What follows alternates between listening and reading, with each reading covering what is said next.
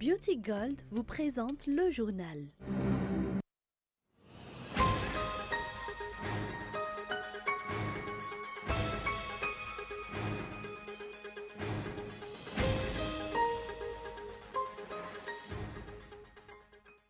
Un état de droit, un état qui prône la paix et les actions rapides et efficaces pour un développement durable du pays et de son peuple, c'est la politique appliquée par le chef d'État actuel, notamment en se conformant à l'avis de la Haute Cour constitutionnelle qui suggère un ajournement du référendum.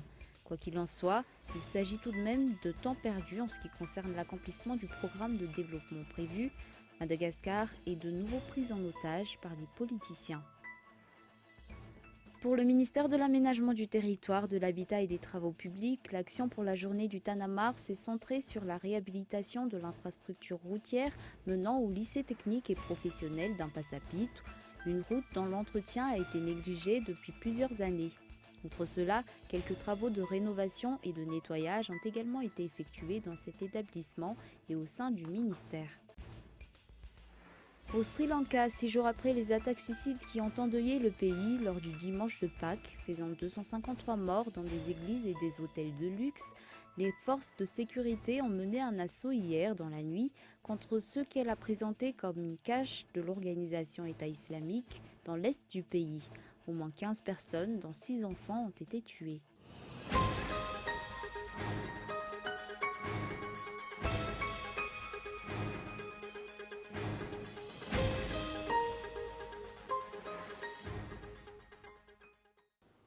Bonsoir et bienvenue à votre rendez-vous quotidien avec l'information en français sur Cool TV. Nous ouvrons l'édition du journal ce soir avec l'actualité politique. Un état de droit, un état qui prône la paix et les actions rapides et efficaces pour un développement rapide et durable du pays et de son peuple, c'est la politique appliquée par le chef d'État actuel, notamment en se conformant à l'avis de la Haute Cour constitutionnelle qui suggère un ajournement du référendum.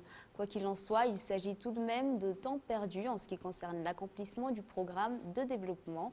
Madagascar est de nouveau prise en otage par des politiciens. Les détails dans l'éditorial de Indra Arson. Car à Madagascar, un président de la République à qui les membres de l'Assemblée nationale ont donné la possibilité d'émettre des ordonnances après la fin de leur mandat et qui pourtant a accepté de se plier à l'avis de la Haute Cour constitutionnelle qui suggère l'ajournement du référendum prévu pour la mise en place d'une décentralisation effective et la suppression du Sénat, ce dernier qui n'est pas vraiment nécessaire au pays et dont le budget de fonctionnement contribue une dépense futile pour l'État. Car rare, puisqu'à travers cette soumission à la Haute Cour constitutionnelle, le président Andrade a prouvé qu'il accepte de se conformer au principe de séparation des pouvoirs entre le pouvoir exécutif et le pouvoir législatif. Car rare, puisque tous qui ont été élus par le peuple pour se placer à la tête du pays ont mis la pression sur les membres de la HCC ou les a ignorés pour aboutir à leur fin. En 2007, un référendum pour la révision d'une partie de la Constitution a été tenu, malgré le fait qu'à l'époque, cela avait été déconseillé par la Haute Cour constitutionnelle. En réponse à la demande de déchéance de l'ancien président Irradzonar Mapian, faite par 115 députés, la HCC a élaboré un pacte de responsabilité, un texte qui pourtant n'a jamais été appliqué jusqu'à la dernière élection présidentielle vers fin 2018. D'autre part, après la mise en place d'un groupe parlementaire du parti HVM, un parti qui n'a présenté aucun candidat à l'élection législative de 2013, la demande d'application de la loi relative à l'interdiction à tout parlementaire de retourner leur veste n'a pas été observée. En ce qui concerne la déchéance du président de la République réclamée par 73 députés en 2018 pour ne pas avoir établi la Haute Cour de justice, la HCC a opté en guise de réponse pour la destitution du Premier ministre, la dissolution du gouvernement et l'organisation d'une élection anticipée. Tout cela reflète la pression exercée par les dirigeants qui se sont succédés sur cette institution judiciaire. Plusieurs habitants des provinces ont été ravis d'apprendre la tenue d'un référendum pour mettre enfin en place une décentralisation effective. Le pouvoir regroupé dans un État central explique le retard de Madagascar en matière de développement. Toutefois, la grande île va devoir attendre l'élection de nouveaux membres de l'Assemblée nationale, donc vers le mois de juillet ou le mois d'août avant de pouvoir réaliser ce référendum. Le pays et le peuple est de ce fait de nouveau pris en otage par des politiciens. Pour le ministère de l'Aménagement du Territoire, de l'Habitat et des Travaux publics, les actions consacrées à la journée du Tanamar se sont principalement centrées sur la réhabilitation de l'infrastructure routière menant au lycée technique et professionnel d'Impasapitou, une route dont l'entretien a été négligé depuis plusieurs années. Outre cela, quelques travaux de rénovation et de nettoyage ont également été effectués dans cet établissement et au sein du ministère. Yves Richard. Outre les nettoyages effectués au niveau du ministère de l'Aménagement du Territoire, de l'Habitat et des Travaux publics à Anoussi, les actions effectuées par les fonctionnaires de ce ministère pour la journée du Tanamar ont été principalement marquées par la réhabilitation de la route menant au lycée technique et professionnel d'Impasapitou. Les membres du ministère au sein de la capitale, mais également dans les autres régions, ont participé à cette action. Pour la capitale, une partie est restée au siège pour des travaux de nettoyage et une autre est venue ici. D'ailleurs, beaucoup de fonctionnaires au niveau du ministère ont étudié ici. Cette réhabilitation est également faite avec la collaboration de nos partenaires. Cette infrastructure est vraiment en mauvais état.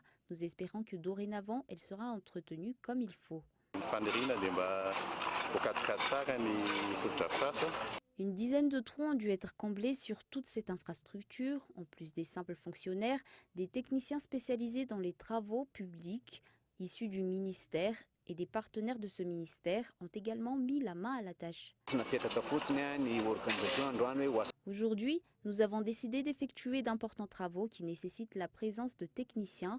Nous avons mis près d'une semaine pour les préparatifs et nous pouvons constater que ces travaux nécessitent réellement l'intervention d'ingénieurs des travaux publics. Cette route n'a connu aucun entretien depuis plusieurs années. Le Tanamar a donc permis de répondre aux besoins des usagers. Un responsable a souligné que des mesures vont être mises en place pour assurer la pérennité de cette infrastructure. Nous remercions le ministère de l'Aménagement du Territoire d'être venu nous aider pour ces travaux.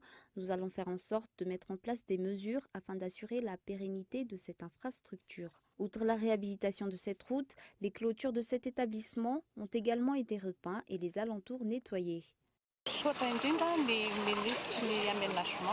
Nous remercions le ministère de l'Aménagement du Territoire d'être venu nous aider pour ces travaux. Nous allons faire en sorte de mettre en place des mesures afin d'assurer la pérennité de cette infrastructure. Outre la réhabilitation de cette route, les clôtures de cet établissement ont également été repeints et les alentours nettoyés.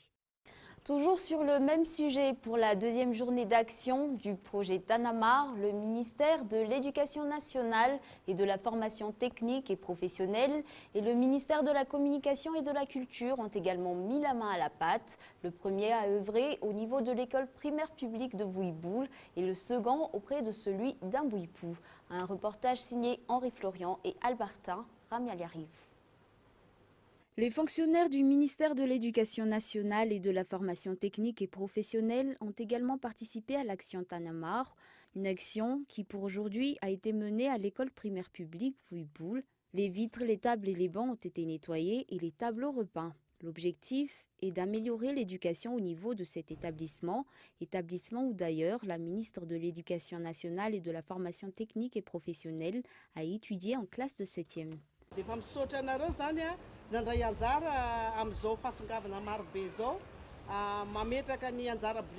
Je vous remercie d'avoir accepté de participer à l'action Tanamar pour aujourd'hui. C'est ici à Vouiboul que nous avons décidé d'agir.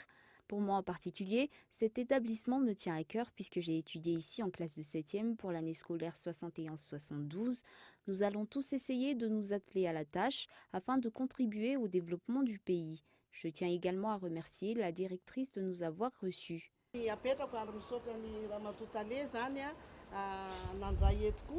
D'autre part, c'est à l'école primaire publique d'Imbouipou que le ministère de la Communication et de la Culture a œuvré pour cette journée.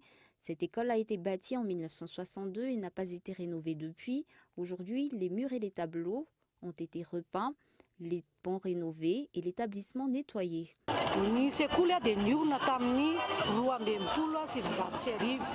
Cette école a été bâtie en 1962 et n'a pas été rénovée depuis. Le problème, c'est qu'ici, nous avons 28 enseignants, dont la moitié sont des fonctionnaires et l'autre moitié payée par les parents. Donc, nous n'avons pas le budget nécessaire pour les travaux de rénovation et de réhabilitation. Mais grâce au ciel, ce projet Tanamar nous a permis de faire cela. Plusieurs associations, des parents d'élèves et le Fouktan ont travaillé coude à coude. Le projet Tanamar, auquel tous les ministères du pays participent, va se poursuivre. Il faut noter qu'en dehors de la capitale, les autres régions de Madagascar contribuent également à ces actions. Sur un tout autre sujet, le président de la Banque mondiale, en charge de l'Éthiopie, du Mozambique et de Madagascar, sera en visite au sein de la Grande Île à partir de cette fin de semaine. Selon les informations reçues, il prévoit de visiter plusieurs régions de la Grande Île en compagnie du chef d'État. Des régions où des projets financés par la Banque mondiale sont en cours. Une conférence de presse est prévue par les deux parties ce lundi.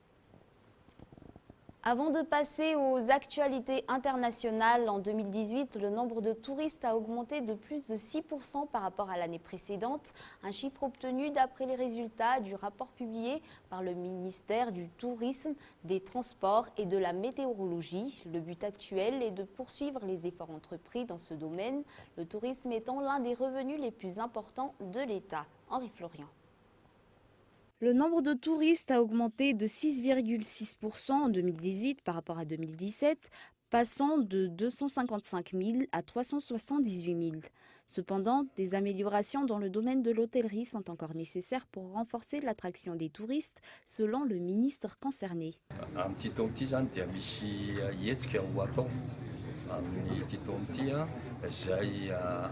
Cette année, nous allons organiser un événement. Nous avons invité plusieurs représentants de grands hôtels étrangers à Madagascar. Cette occasion va nous permettre de présenter les opportunités que Madagascar a à offrir. Une dizaine d'entre eux ont déjà donné une réponse positive.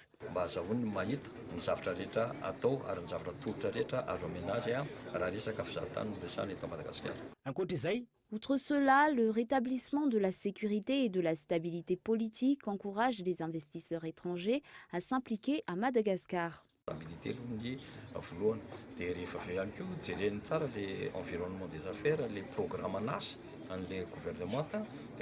En plus de la sécurité, les investisseurs considèrent également l'environnement des affaires et nous avons déjà mis en place plusieurs programmes dans l'IEM, qui est devenu le programme général de l'État.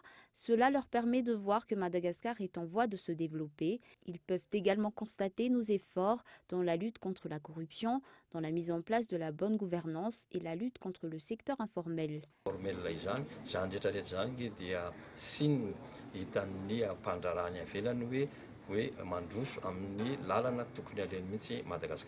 Les monuments historiques et les parcs nationaux sont les sites qui attirent le plus les touristes à Madagascar. La collaboration avec les investisseurs, la lutte contre l'insécurité et les améliorations dans les travaux effectués par le ministère sont actuellement les priorités en matière de tourisme.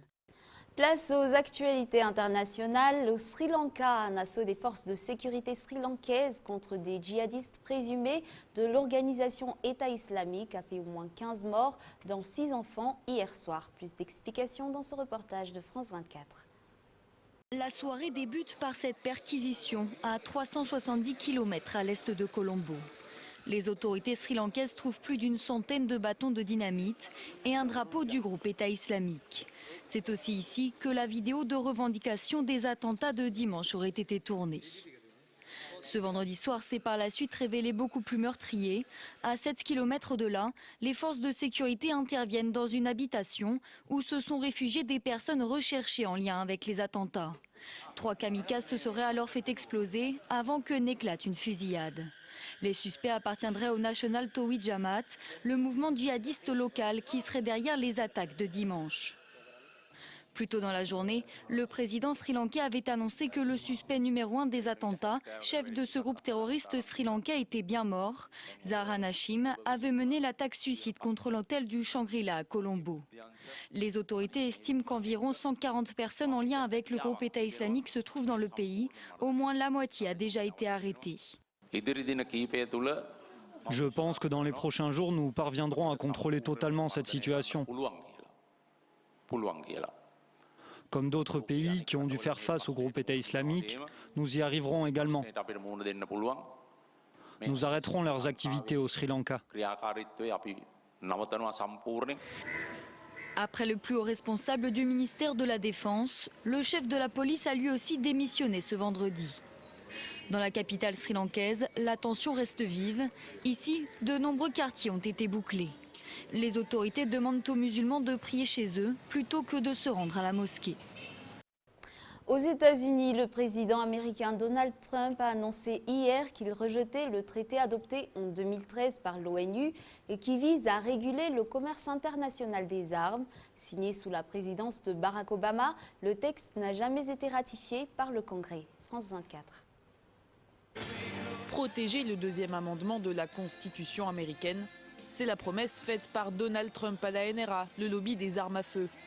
Comme preuve de bonne volonté, le président américain a annoncé qu'il retirait les États-Unis du traité international sur le commerce des armes, signé par Barack Obama en 2013.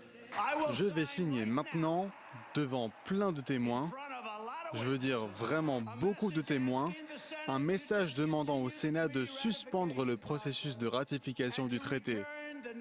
Je vais leur demander de me renvoyer ce traité rejeté directement au bureau ovale et à partir de là, je m'en débarrasserai.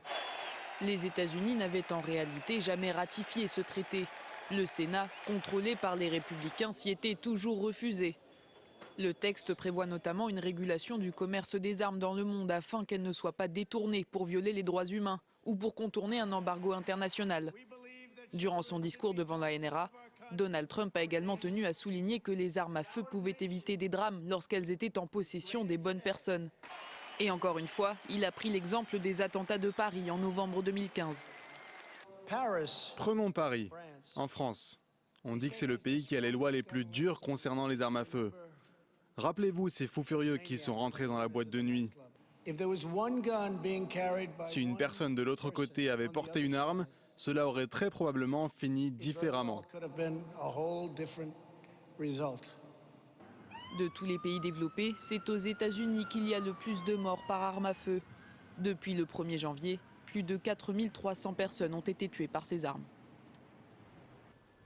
Et avant de nous quitter, revenons un moment sur les grands points de ce journal. Au niveau du ministère de l'Aménagement du Territoire, de l'Habitat et des Travaux Publics, l'action pour la journée du Tanamar a principalement porté sur la réhabilitation de l'infrastructure routière menant au lycée technique professionnel d'Impastapitou.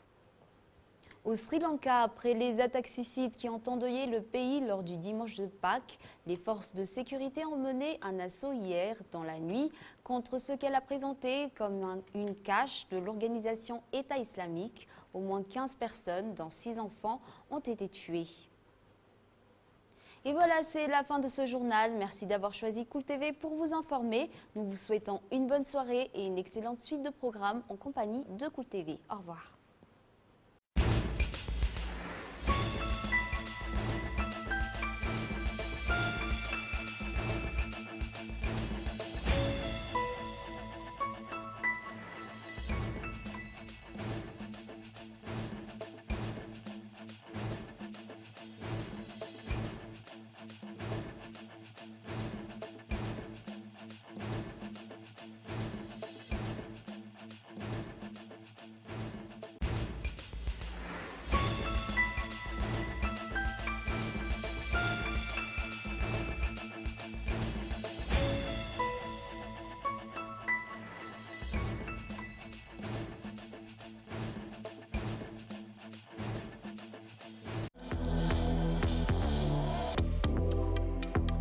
Le journal vous a été présenté par Beauty Gold.